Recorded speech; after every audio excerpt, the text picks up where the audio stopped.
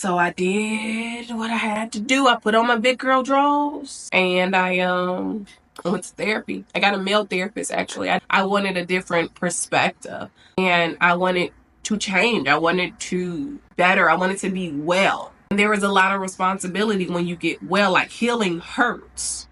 I know we like to romanticize healing, but it really does hurt, right? There's a lot of responsibility when you get well as well. And so I get in this therapy session and I realize just how locked down mentally and emotionally I've been. Yeah, I'm succeeding. Yeah, I look good. Yeah, I'm great on paper, but emotionally, mentally, toe up. I didn't even have the word for the range of emotions that were cropping up. I didn't really know grief. I knew anger. I knew sadness. I knew happiness. I knew 3. I didn't know any other emotion. I didn't have language. I was bound. I was shut down. I was just, y'all, I was in a bad place, and I didn't realize I was in a bad place because I had been operating from that place for so long, and because it wasn't affecting anything, I was like, I'm good. But you can still be dangerously operating and not be at full capacity. Like, your heart cannot be beating at its full capacity and you could still be living, and then suddenly you're in trouble. So I get in therapy. It's ugly. I want to quit. Ooh. Every week trying to trust, trying to articulate what I've been feeling and carrying for so long in my mind and my body and my spirit and my heart, and trying to like pray over and, fast over and get over. Like, I had to deal with that. And I was just like, how have you been living this long and you haven't been okay? You're not okay. And you've been showing up in the world and no one has even noticed that you're not okay. Because you don't look like someone who's not okay. But I wasn't okay. And I wasn't sound. And I wasn't who I thought I was. And me going to therapy and me starting to do all this mental work, and I'm still in therapy. I don't need it as much now, but I'm still there for maintenance. And I'm going through and I'm realizing, yo, you're going to have to unbecome so many things. You're going to have to take off the armor that you put on to make it out of the hood, that you put on to survive. You're about to have to unravel. It was like, y'all know, like a winding sheet. You wind the sheet, you keep winding it, and when you finally let it go, that thing spin out of control. That's exactly what was happening to me in therapy. And I was afraid, and I was unprepared, and I was frightened, and it took me back to this childlike state, and I had to like validate the childhood experience, but also call in the woman within myself to show up as well, to help the young girl let go so that the woman could take over. Like, it was a lot of mental gymnastics happening, and it was a hard situation that landed me there. It was a hard situation because, let me tell y'all, when I started getting my mind together, my money followed. When I started getting my mind together, my health followed. Even in the midst of adversity, the world is shut down. We don't know what's going on. I began to blossom. I began to bloom. I began to thrive because I realized you have a choice. You can play the blame game and say you're going to do all these things because these such and such did this stuff to you. Or you can take ownership. No, it's not your fault that this happened to you, but it did. Now it's your responsibility to handle it. You can take ownership and say, okay, now you're going to have to put your big girl panties on.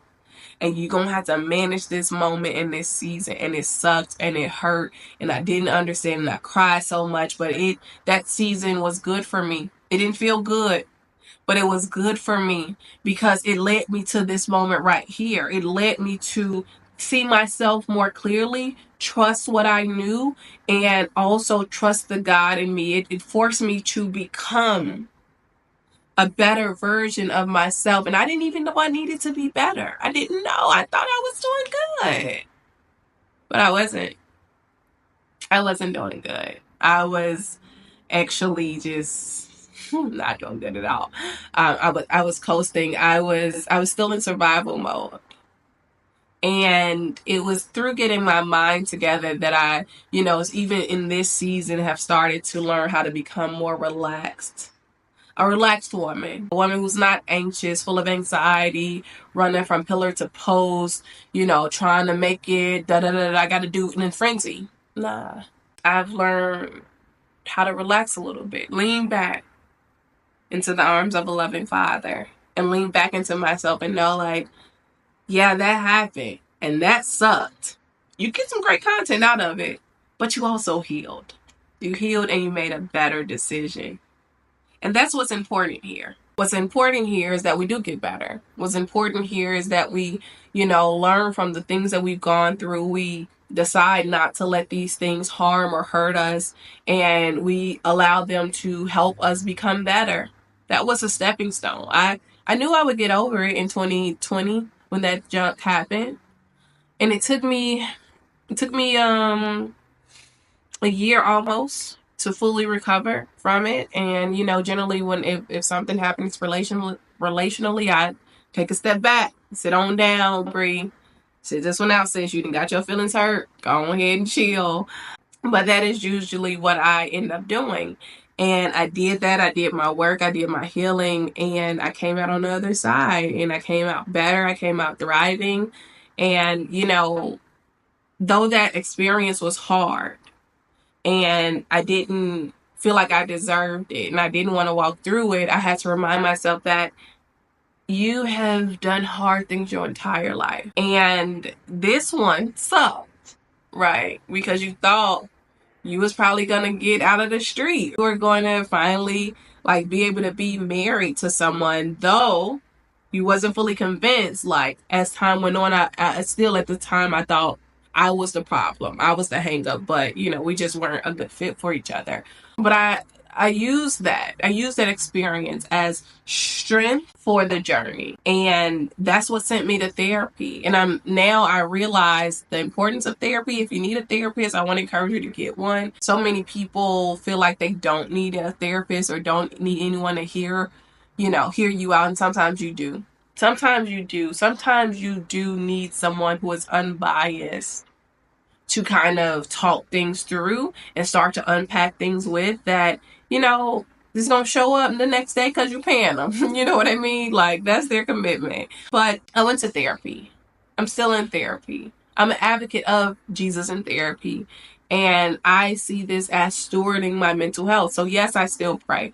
Yes, I still fast. Yes, I do all of the things, but therapists are supplemental as well. So when you have done your primary things, you may need supplemental materials, supplemental help. There's nothing wrong with that. We take vitamin supplements all the time because you're still losing something. You still need your blind spots covered. And I want to encourage you. I want to encourage you to pay attention to your thoughts, pay attention to your mind this month, your emotions, all of these things, because they do matter. Like, there's nothing random about you. There's nothing random about your life. And I just want us to be good stewards. We must be good stewards of our minds, because if we're not good stewards of our minds, everything else is going to fall apart. When you're not mentally okay, everything else falls apart. You can't do anything without being in your right mind. And so my encouragement and my admonishment to you, if you need help, get help.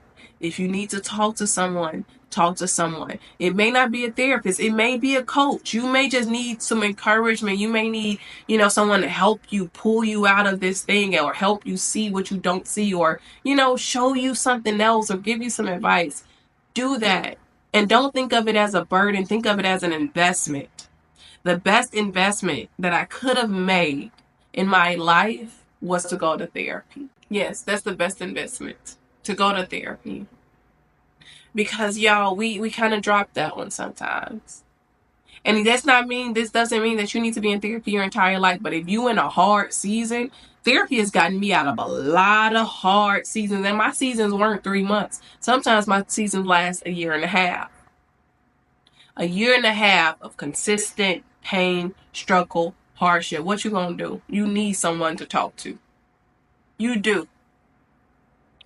Who you on? You can't tell on nobody. You can't tell on God. Who gonna beat them up? So you need that extra support, and that's what I think about therapy. Extra support. So in addition to your work, in addition to your community, in addition to whatever else you may be doing to kind of maintain yourself, consider therapy if you need it. I didn't think I needed it until I needed it. And I realized that, yeah, you needed it. And there may be another time that I do need it. It's an investment. You go through stuff. You're not as smart. And I know some people like to say, well, Jesus paid it all and Jesus could take care of it. He did. But if he felt that that's all you needed in your human experience, why did he give us therapists? Why did he give us doctors? Why did he give us teachers? You know what I mean? Like, he's given us these things because these people are vessels to help. So I don't want you to get super religious, because I know y'all like to do that sometimes. I don't want you to get super religious because you're still struggling. If you ain't believing in yourself, can't believe in yourself after you read your Bible, after people encourage you, what do you think? There's something internal going on here that you may need a therapist to help you unpack. You know what I'm saying? And I ain't talking about them TikTok therapists. I'm talking about, you know what I'm talking about.